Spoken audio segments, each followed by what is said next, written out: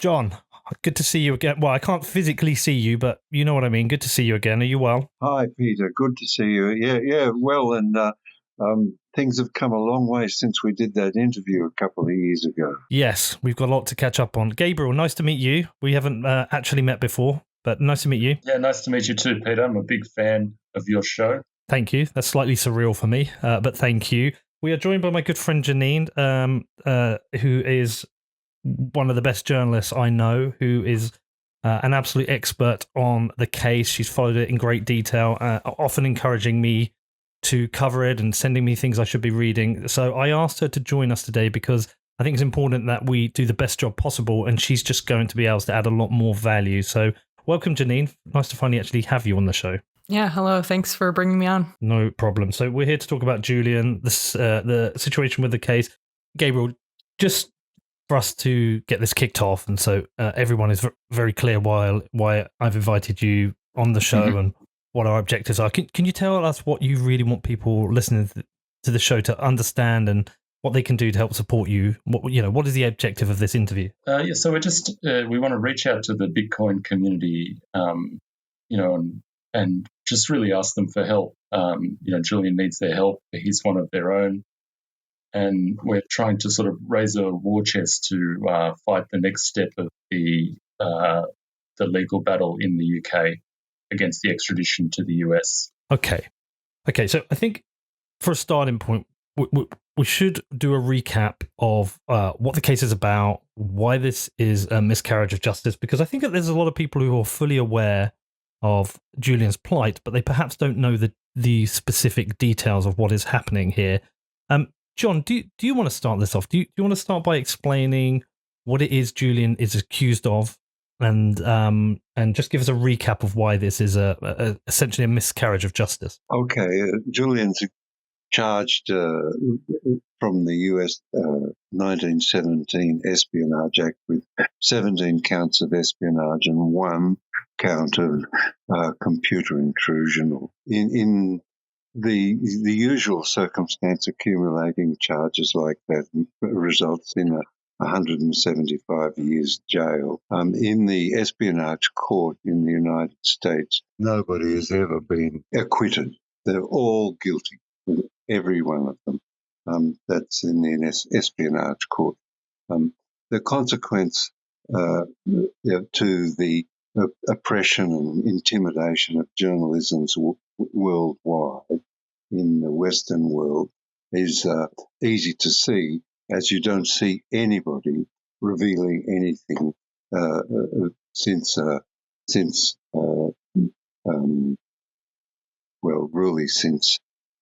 Edward Snowden. Further to that, the crushing and destruction of the great attribute of the American Constitution, the First Amendment, allowing publication and freedom of speech, the crushing of that is dilatory throughout the Western world. They will all copy the United States in the treatment of Julian, as they all copied the treatment of prisoners of war in Guantanamo when the United States abandoned the Geneva Conventions of War and the treatment of prisoners. So that'll be the circumstance. Okay. Janine, do you want to add anything in here in relation to the consideration of the impact of this on wider journalism and reporting? Well, I've actually, since 2019, in April when he was arrested, I've actually been collecting lists of journalists, media organizations, human rights organizations making statements about how this would impact their field. And it's been pretty unanimous across the board, across countries around the world, that they believe that this will make specifically national security reporting a lot harder. Because, national security reporters have to deal with material like this all the time. Obviously, they don't publish it in the same way that WikiLeaks does, which is that they don't allow the public a lot of the times to have access to the information as well. Or even a lot of the time, they, instead of relying on source documents, they rely on special access to government officials who may not be telling them the truth, and they often have limited ways of verifying it. And so if this is what's going to happen in the future to anyone who obtains obtaining national security information, not even classified information, just information that is pertinent to national security, if that's what's going to happen to anyone who receives or uses that kind of material to write stories, then this is going to affect a lot of investigative journalism around the world, especially given that, he was not in the United States at the time of publication. He's not an American. WikiLeaks is not mostly based in the US. And so the fact that the US can just come and tell a foreign journalist that they are not allowed to publish and that they are beholden to US laws is really terrifying. And if we don't have the ability for journalists to be able to reveal or expose a certain information, it essentially gives a shield to the US to engage in any acts internationally without any form of kind of like a public lens on what they're doing, and I guess that's the fear here. I mean, Peter, you're already seeing it. The editorial boards of the Guardian, Washington Post, they're all putting out editorial now in support of Julian because they are seeing the effects of this prosecution. They have these national security articles or things that they want to publish about national security that they can't publish because they're looking at this prosecution and they say, well, if we publish this, then we're going to end up with an espionage charge, and that's why they're putting out editorial columns in support of Julian and these charges being dropped. So it's a wider issue than just Julian's own plight. There are other more severe consequences should Julian be extradited and charged.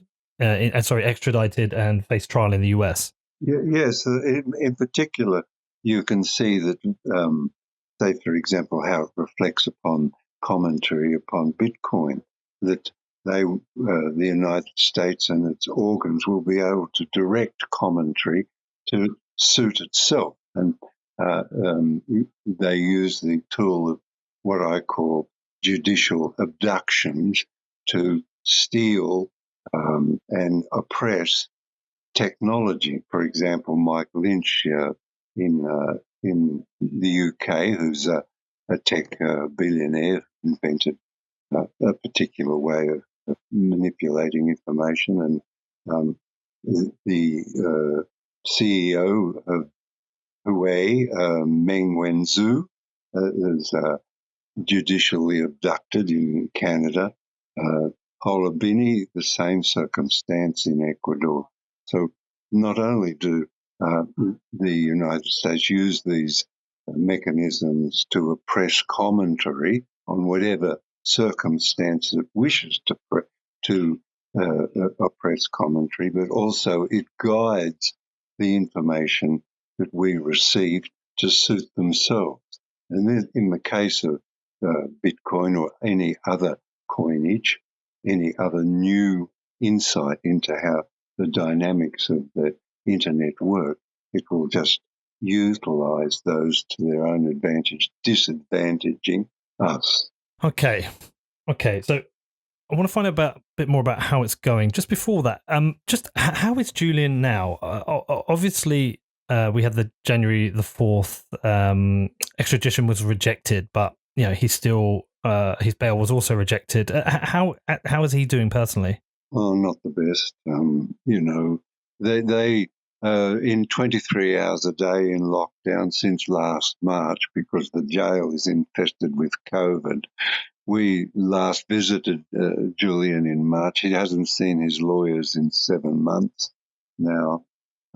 They sit in their jail cells and contemplate their personal tragedy. That's the circumstance. There are allowed, since they have no visits at all, a number of phone calls, depending upon whether they have enough money to keep their accounts up to date. So if they ring me, it costs about $20 each call. So if they have if the prisoners have a flow of income into their telephone accounts, they can make these calls and keep some contact with the outside. Are they being prevented access from seeing people due to COVID restrictions? Yes. The jail is in complete lockdown since last March. They are able to see pastoral care. So a priest can come and call by and say hello on occasion. Now, I'll give you an example of that. The Pope Francis said a prayer for Julian and passed that to the Vatican hierarchy. The Vatican hierarchy then passed that to the English Roman Catholic hierarchy, who passed it to the local church, and that churchman local to Belmarsh, he went and saw the jail priest, and the jail priest went and advised Julian that the Pope had said a prayer for him in the Vatican. So consequently, the entire Catholic hierarchy in Italy and England is aware of the Pope's sympathies to Julian's circumstance. Whilst we have COVID restrictions on, prisons are essentially in lockdown, so prisoners are being kept in their cells, unable to see family, friends, and lawyers. But we have been able to find ways for TV companies to be able to make TV programs. Yeah. Yes. Gabriel is the expert on that circumstance. Yeah, can you shed some light onto that, Gabriel? Yeah, I mean, the jail system, it's not, it's, it's not a nice place, really. It's not, and it is dysfunctional. But the jail system, obviously, in the US is a lot worse. It's Julian was extradited to the US. He would go into this sort of supermax prison where they keep El Chapo, which is basically a concrete, box that you're basically buried in. No contact, no visitors.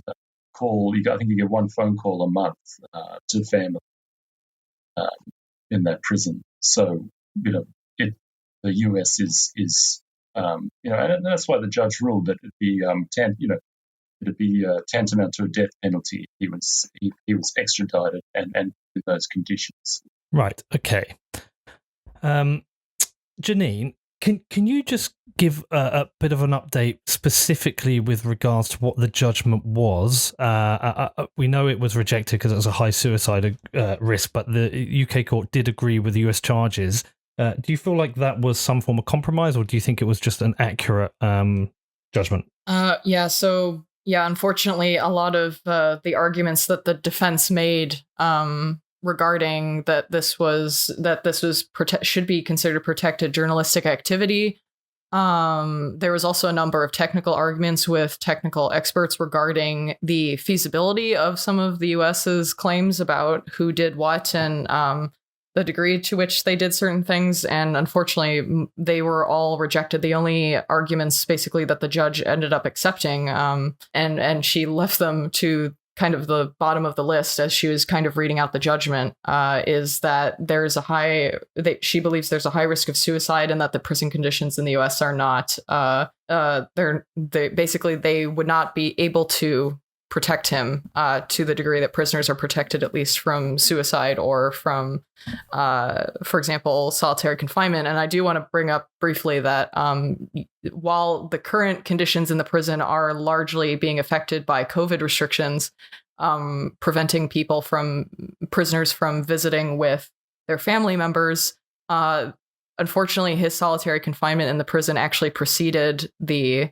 COVID-19 restrictions. He was already being held often for 23 hours, up to that or longer in his cell prior to the pandemic. That was his treatment before this. So I think anyone who thinks that, this is just something that prisons have to do because of COVID, that's not the case. And in fact, they were doing it before COVID. And people should be aware that according to the UN standards, having someone imprisoned in their cell alone for 23 hours a day or more is considered torture. That is solitary confinement. Actually, I think their standard is 22 hours or more a day without human contact. That is considered torture, especially if it's done in excess of 15 consecutive days, which has been the case. So basically, you have an entire prison of people who are in violation at the moment of the UN standards of how people should be treated. Is this specifically that Julian was being kept in his cell 23 hours a day, or is it the condition of the prison itself? Well, it sounds like currently that's the condition of most of the prison, if not all of it. But prior to this, yes. Yeah, prior to COVID, he was often being kept for more than 23 hours a day in his cell. But do we know why? Why specifically him? I think the first question should be, why is he even in Belmarsh maximum security prison to begin with? Because, well, for example, he literally there's no excuse anymore because he has effectively won his case. Yes, there's an appeal going on, but he's won his case.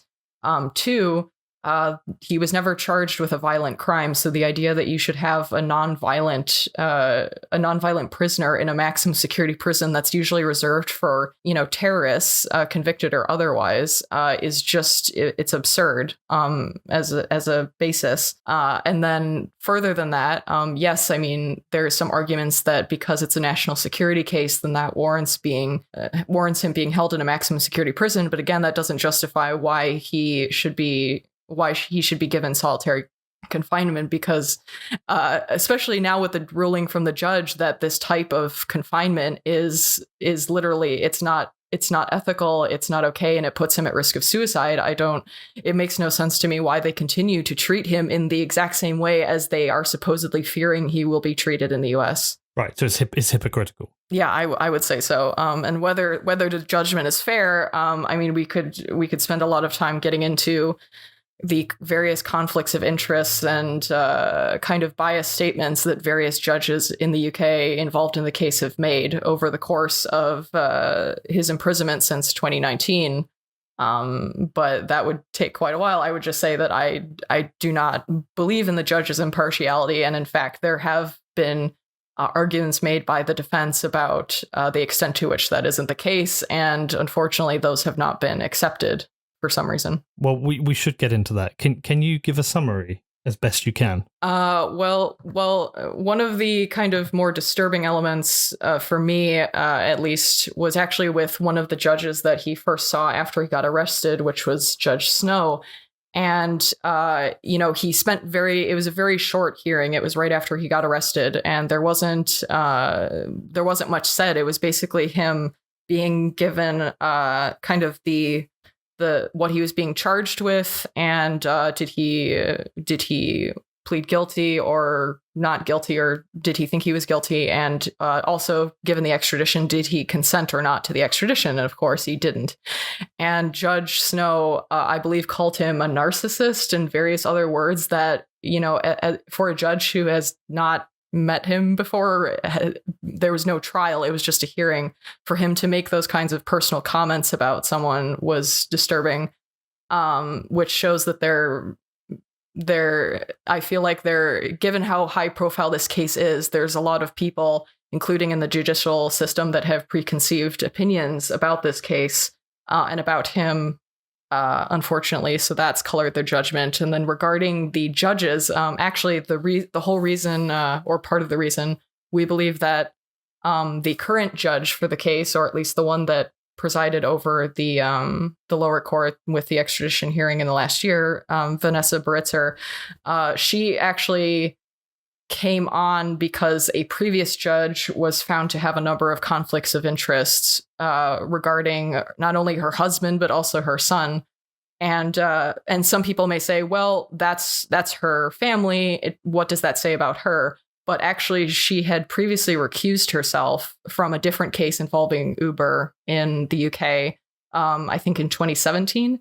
And so there is a standard that if your family has financial conflicts of interest because you are part of that family, yes, you are an individual person, but that is part of the family's financial interest and therefore it affects you. And so she recused herself on that basis, but she didn't for this case, even though her husband and her son both have national security related contacts and financial relationships and business relationships, and in fact have previously expressed statements that were negative towards Julian. So, okay, do you want to add anything in there at all, Gabriel or John? Yes, I was in Scotland doing an interview, and a fellow suggested that we write a book about it, and the book title would be A Plague of Malice. There's a calumny, mobbing, smearing that's been going on for 11 years now. And in particular, I can give you some examples of the judge's ruling, making the conclusion that this is a show trial. So in these cases in the UK system, the due process requires that each side be equally armed.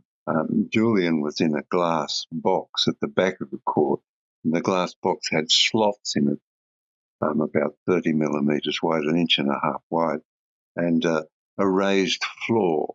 Consequently, in order to speak to his barrister and solicitor, Julian had to get on his knees and whisper through the slot. The barrister on the other side had to stand on his or her tiptoes and put their ear to the slot in order to hear what Julian was saying. There was an appeal by the defence to move Julian into the well of the court, where the American prosecutors were sitting alongside the UK prosecutors and passing notes easily and whispering instructions. The judge refused this. So throughout the 3-week hearing, we had this repeated farcical circumstances, quite wicked, really. And that was to illustrate that the judge and the continued malice that's been displayed in this in the persecution of Julian all these years. Her demeanour in the court was to Julian or his defence lawyers firm to the point of being callous and dismissive, whereas to the prosecution, she allowed the prosecution constant privileges of comment and interruption. So, the judgment of Vanessa Baritza seems to me to fulfill the requirements of the current executive, Boris Johnson, who is in the case of Gary McKinnon, was active as Mayor of London in the defence against extradition of Gary McKinnon. In 2006, as a Member of Parliament, he was active in the defence of David Birmingham in defence against extradition. In the case of Laurie Love, as an MP, he was silent and made 2 helpful comments. In the Prime Minister's question time in April last year, Jeremy Corbyn's last question as opposition leader on Julian Assange and the extradition treaty, Prime Minister Johnson observed that the treaty between the United States and the UK, the extradition treaty, was lopsided and made no adverse comment against Julian, which is an important change in the attitude of the executive to Julian. Previously, every opportunity the executive got, they would make some comment, rather like he's got to face the music. That was PM Morrison or Prime Minister May. Everybody's got to face the law, as if Julian had avoided the law. The law in Julian's case was constantly abrogated, top to bottom. Conventions of asylum, human rights, due process, and conspiracy between this Crown Prosecuting Service and the Swedish Prosecuting Authority, a plague of malice. I know it's a very, very different case, but is there any level of hypocrisy here in the case of Harry Dunn, where I'm not sure if you were aware of this, but a lady named Anne Sakoulas was driving on the wrong side of the road, and she ran over, she knocked him off his motorbike and killed him, and fled the country under diplomatic immunity, which she doesn't actually have, and there was an application for extradition for her to come back here and face trial. Is there any level of hypocrisy here? Are you aware of that case? I'd like to comment that it goes further than hypocrisy. It's a contempt because the United Kingdom did make request for Anne Sakoulas, the murderer of Harry Dunn, to be returned to the UK, and that request was ignored, and then finally, after some pressure, contemptuously declined. It reverts to what Prime Minister Boris Johnson was concerned with, that the extradition treaty denies the United Kingdom its sovereignty. John, I adore you and the work you're doing. I do have to just challenge the use of the word murder yet, because she hasn't faced trial. Yeah, I'm sorry. I'm getting a bit. It's a little harsh. Yeah, I mean, look, it could be a manslaughter charge by dangerous driving, but at the same time, I think as a country and a nation, we feel like she should be extradited here to face trial for that, because she was driving on the wrong side of the road, and the use of diplomatic immunity has now been proven to be wrong. But it does feel hypocritical. Are you yourself, Janine, aware of the case, and is there any relationship here? Because it does feel like the US seems to feel like it has preferential treatment of its own citizens. Yeah, I definitely do think that it is relevant. And in fact, I believe that, I can't remember when, I think it was last year, but at some point, Harry Dunn's family actually did say that the UK shouldn't extradite Assange if the US isn't willing to extradite her.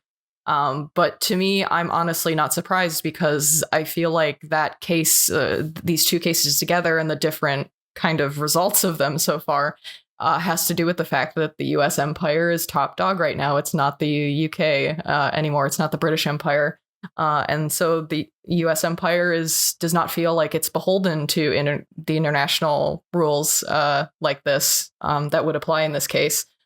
They've demonstrated that over the past 2 to 3 decades at the very least. They're not holding themselves accountable to the International Criminal Court with regards to the Iraq and Afghanistan wars. So they basically, the US does not feel like it should be held accountable to this, and therefore they don't have to act to extradite someone, even if there is a relatively clear-cut case that some wrong was done.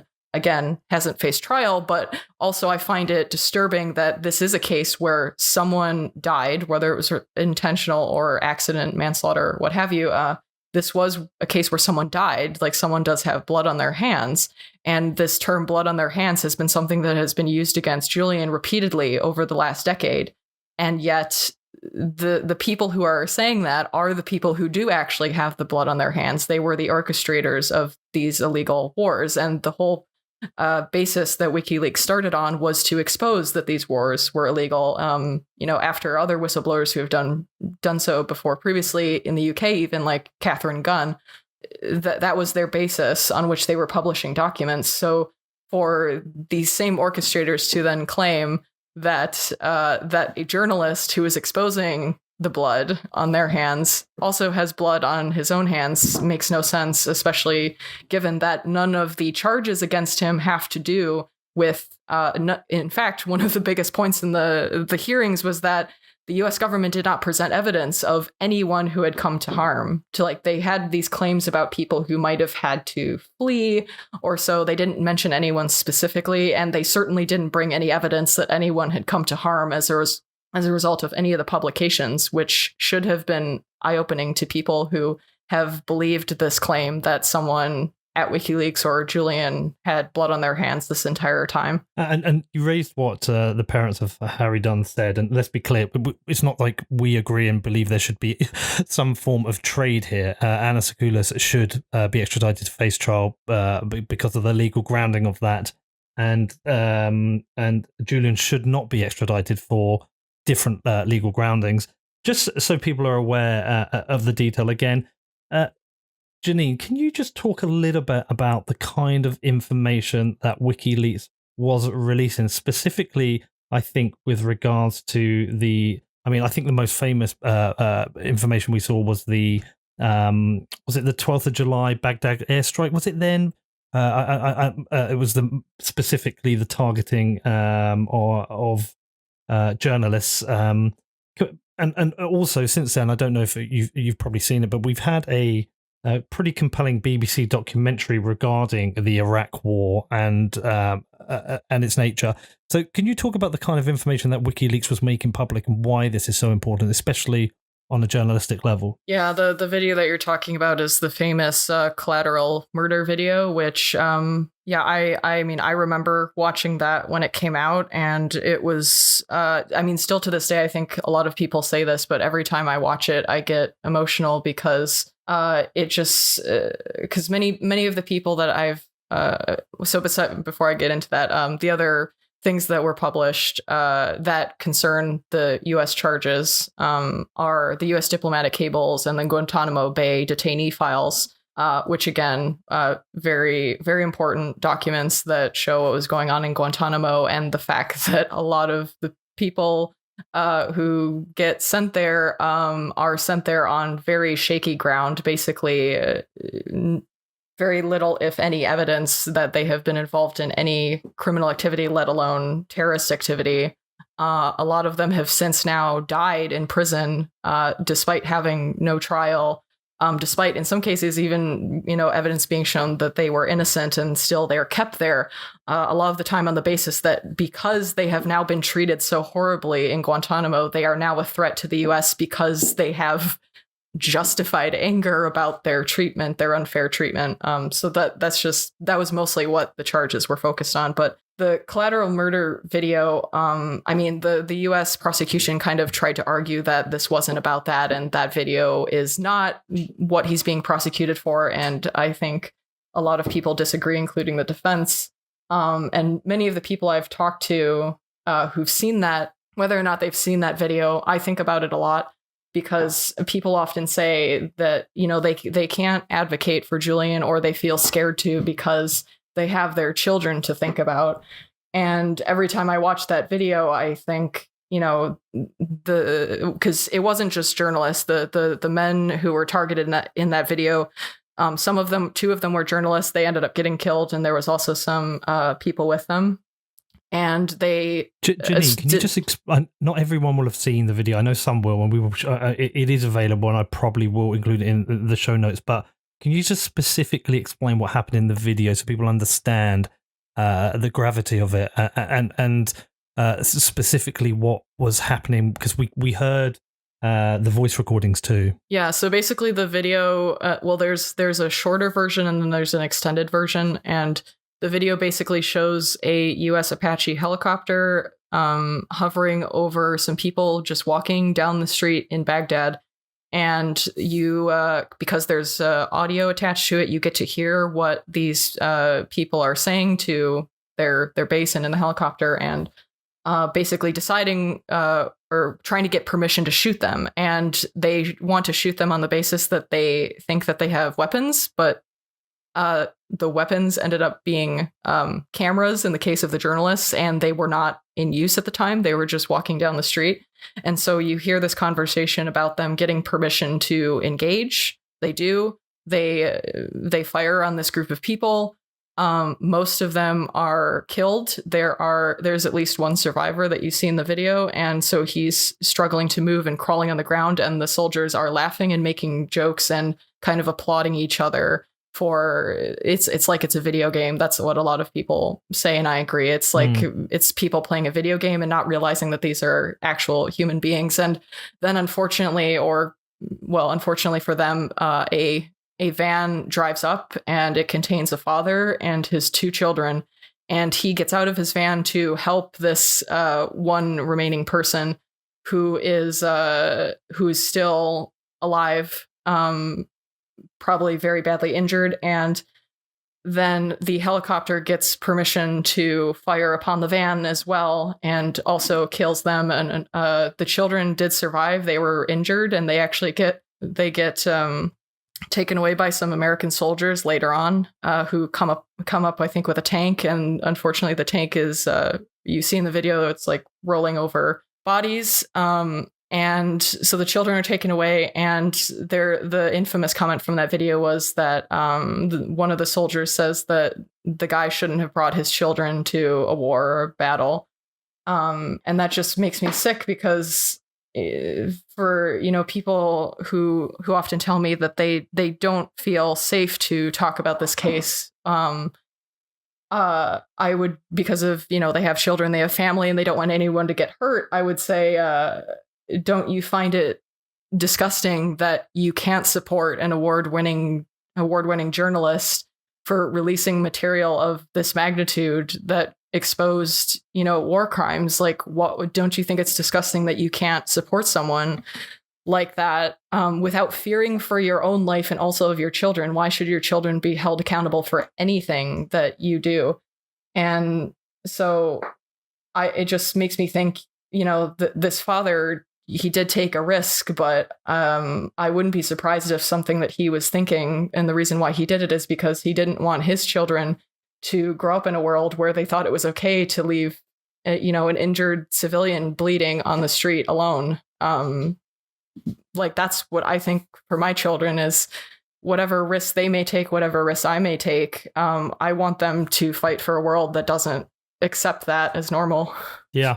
John, I'm sure you're going to have a very strong response to this, but specifically, can you just talk about, therefore, why it is so important for someone like Julian to be able to release certain information like this, and for journalists to be able to report on information like this, specifically with regards to not just US and their kind of global, well-policed empire, but also holding all governments to account with regards to what may happen, what they may call national security, what we may call something that is actually outright a scandal? It's a good, very, very good question.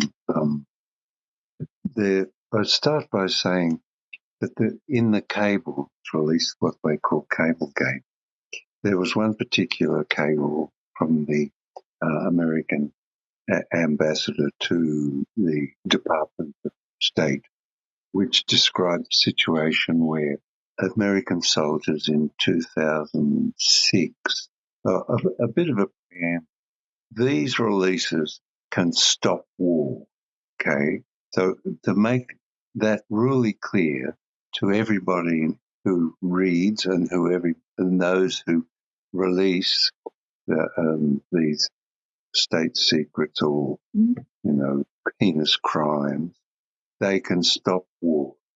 So in 2006, a group of American soldiers went to a house and murdered all of the occupants, the mum and dad and the kids and the uncles and grandfathers, all of them. And to disguise their crime, they called in an airstrike and obliterated the circumstance, the house and the remains of that family. This was in the cable, and upon the release of those cables, the Iraqi government, the parliament, read that and had the courage to declare, to refuse to sign a status of forces agreement with the United States. So the United States had to remove all of its soldiers from Iraq, so thus stopping a war. Similarly, there's other circumstances in the cables where enabled the Chagos Islanders, who had been dispossessed by the United Kingdom, in order for the United Kingdom to give one of the islands to the United States to establish an airbase called Diego Garcia in the Indian Ocean. That this enabled the Chagos Islanders to take a case to the International Court of Justice, and the ruling was made on their behalf that the United Kingdom must recompense them and return the island. So these are two profound examples of what the meaning of these releases are and the results that can come from publication of truthful information and holding in a library for future people to research and embark upon court cases to write. Okay, thank you. Thank you for that. Gabriel, just want to go back a touch and get back into a little bit more on the specifics of the case. Can you talk to me a little bit about the problems that the Department of Justice had under Obama with the prosecution because of the New York Times problem, and where there's another level of hypocrisy in this? Yeah, so under Obama, the sort of independent DOJ found that they couldn't pursue these espionage charges against Julian because of what they called the New York Times problem, which was that if they prosecute Julian under the Espionage Act, that they would then have to prosecute the New York Times or the Washington Post or the other media organizations that published the same things that Wikileaks did. So there was the New York Times problem under the DOJ, and then at the end of his presidency, Obama sent an even clearer message by commuting Chelsea Manning's sentence. Now, Chelsea Manning was the actual the leaker of what Julian is now being charged for under the Espionage Act. So the Obama administration, it was basically a double, 1-2 punch. They said, "Oh, we've got the New York Times problem here; we can't pursue it." And seem to have lost Gabriel. Then, can you carry that on, John? Yes. The Obama administration was very reluctant to go ahead with this prosecution, and to the extent that two of the senior prosecutors of the Department of Justice resigned when Attorney General William Barr decided to pursue the prosecution. William Barr was an attorney under the Bush administration, and he was known, the nickname in the Department of Justice, as the Snatcher, for he had a particular capacity to manipulate the laws in order to extradite people to the United States that the United States had taken a dislike to. The current administration under the new Attorney General, Merrick Garland, is known as a defender of the First Amendment. So we look to Merrick Garland to again defend the First Amendment against the attacks of William Barr and the remnants of the Trump administration still existing in the department. Okay, thank you. Okay, Janine, what is the current situation with the case right now? What is the next important dates? What are we looking forward to next? I don't mean looking forward to as in with any form of excitement, but you know what I mean. Yeah, so actually, I believe it's today. There is supposed to be a submission, was it yesterday? I think it was yesterday. There's supposed to be a submission by the defense team responding to the appeal by the U.S. government on why the extradition should be granted. But I think at this point, they haven't yet scheduled any further dates in terms of the hearings in the high court to then make a decision again on those appeal submissions. So as far as I'm aware, I don't know if there are any dates at this point, but the hearings should happen in the next couple of months, I suspect, given the case. So can I add to that a little bit? The defence was given a week's extension until the 7th to submit the defence submissions, and after that, they will be considered and given to the prosecution, and the High Court, sitting as a single judge, will decide whether the defence appeal can be heard, and that will take some months. Right. Okay, and if they are not granted the right to appeal, is that the final step, and will Julian be released? No, yes, of course, yes, that they may appeal again to the Supreme Court. So the United States may, if they fail in the High Court, then they may appeal to the Supreme Court. And I guess we fear backdoor leverage and pressure being applied at the top levels of government. I'm guessing that's something, because it's kind of historically, this case has been a pretty poor example of the UK justice system and the influence of politicians. Is that something you guys are fearing? No, with the current executive, Prime Minister Johnson, he's clearly unsympathetic to the extradition process and neutral to helpful as far as Julian's concerned. Whether this can overwhelm the momentum in the Foreign and Colonial Office and the Crown Prosecuting Service, I don't know.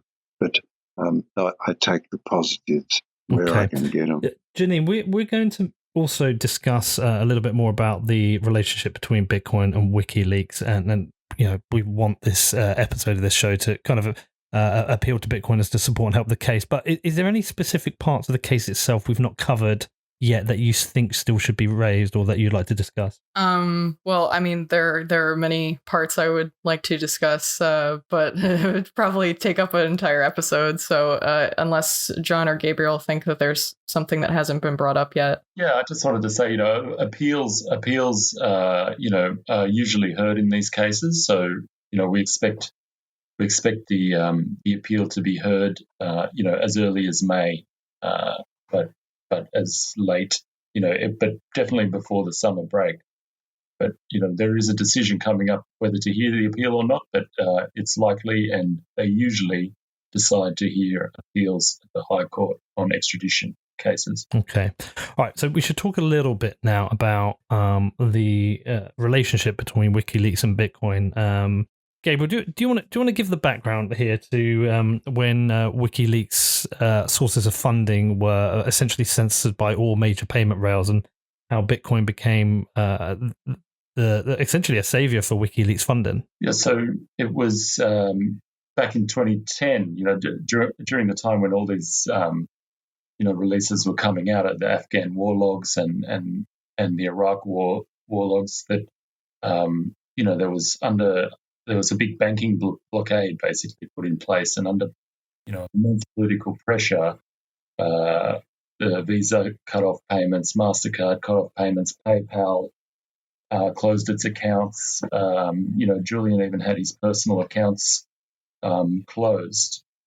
That's how intense the political pressure was here. So, the US government were trying to starve WikiLeaks, financially starve WikiLeaks, basically.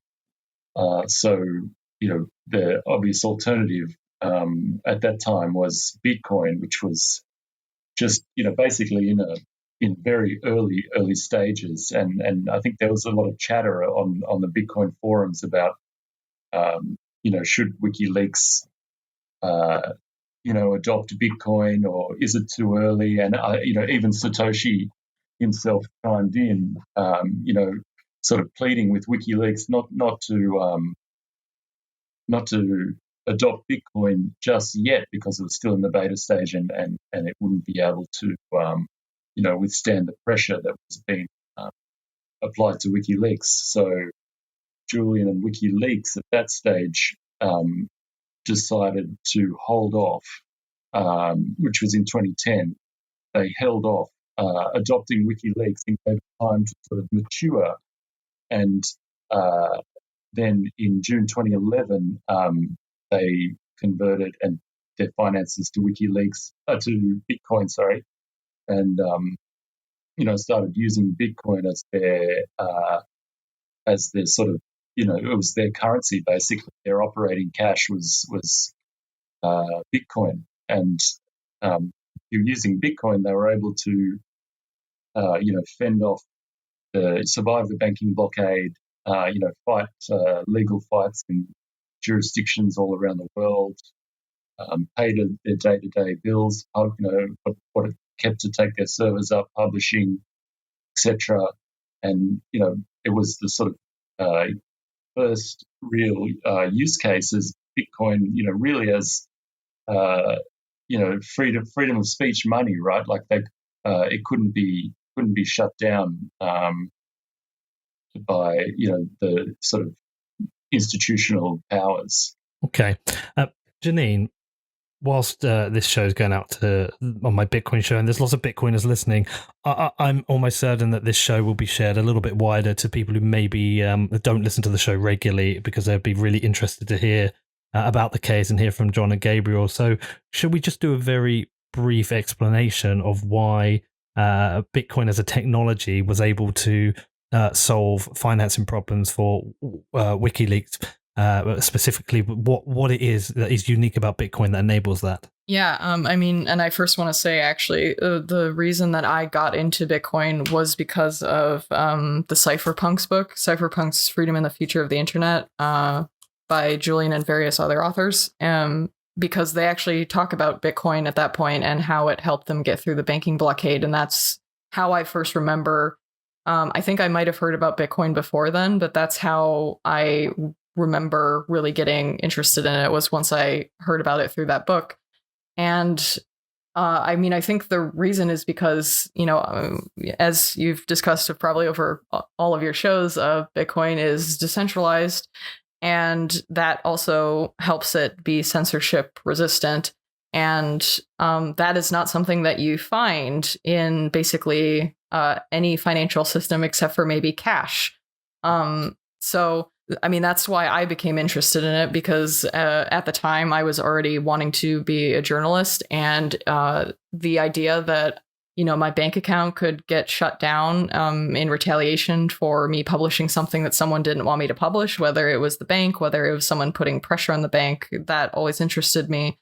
And so I do find it interesting that even though it's been over 10 years now since Satoshi, because Satoshi actually predicted that WikiLeaks would not stand to get more than pocket change. That's exactly what they said in the Bitcoin Talk forum about this. And that ended up being completely false. In 2017, Julian actually said on Twitter that he actually thanked the US government for the blockade, because that basically instigated them into adopting Bitcoin. And I think he said they made I think it was like 50,000% return or some absurd gain.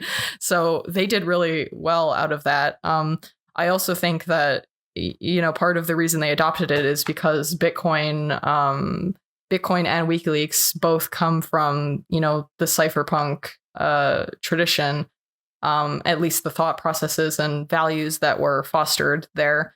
And so he was interested in it very early on for that reason. The cypherpunks in general, as you've probably talked about before, have been interested in digital currency for a long time, and there have been many attempts, and Bitcoin was the most successful attempt, because there have been previous attempts that have been taken down by the US government and other entities because they were centralized, and Bitcoin was so far the first example where that hasn't been the case, and it has survived, as WikiLeaks has for over 10 years now. And yet I still get people telling me that, they don't want to talk about WikiLeaks or anything as Bitcoiners because they think that will potentially hurt Bitcoin.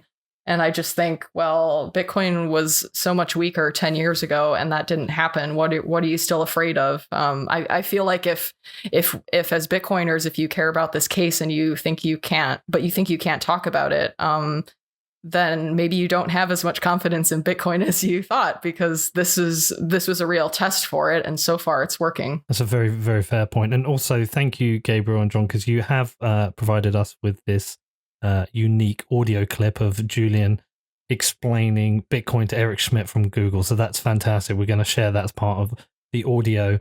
Okay, let's talk specifically about how people can actually help now. Gabriel, what is it specifically right now that you want people to do? Yeah, so I guess the easiest way a lot of people can help is, by donating, basically.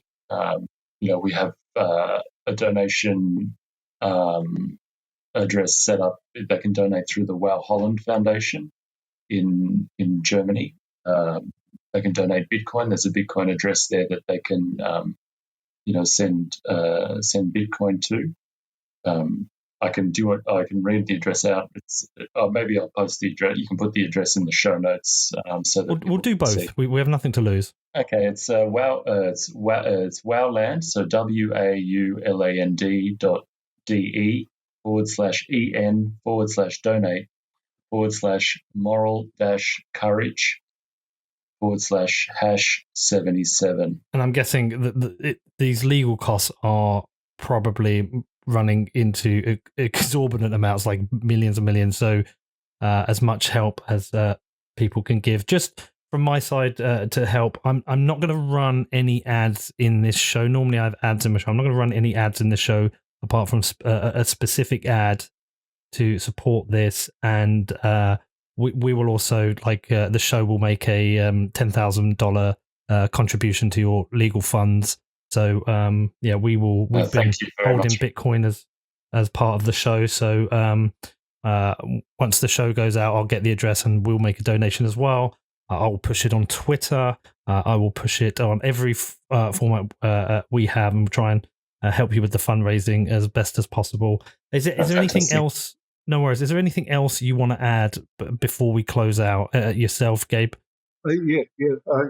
Could I just say that could you send me the link to the show, and we'll put it up on all of our outlets, which there are many. Yeah, that's not a problem. Gabriel, anything else you want to add? Yeah, I want to. There's, I just thought there's another sort of an interesting way that people can contribute. Is there's a art, and it's not an NFT auction. It's a Bitcoin art auction by Pascal Boyd on Scarcity. So that's SCARCE.CITY. It's a portrait of Julian that's made out of ripped up US dollars. So it's quite a fun piece of art, and you can bid through the Lightning Network or with Bitcoin for that. So, Janine, anything you want to add before we close out? I just want to say again to Bitcoiners who still have Satoshi's fears, because Bitcoiners like to talk about their enemies in the financial system globally. One of them is the IMF, and there's actually been quite a lot published in, for example, the WikiLeaks files about the role of the IMF as a geopolitical tool and even as a tool of war. There's a number of parts in the WikiLeaks files on that was published in 2015.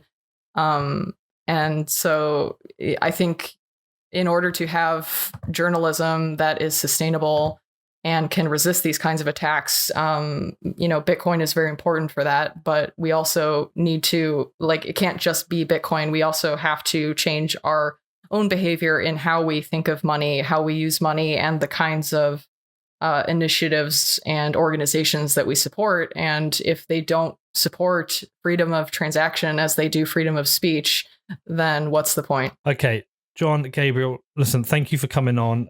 You have a permanent, open, free invite to use this podcast, this show, as ever you need it. Just reach out to myself and you can come on, and it's permanently open for you.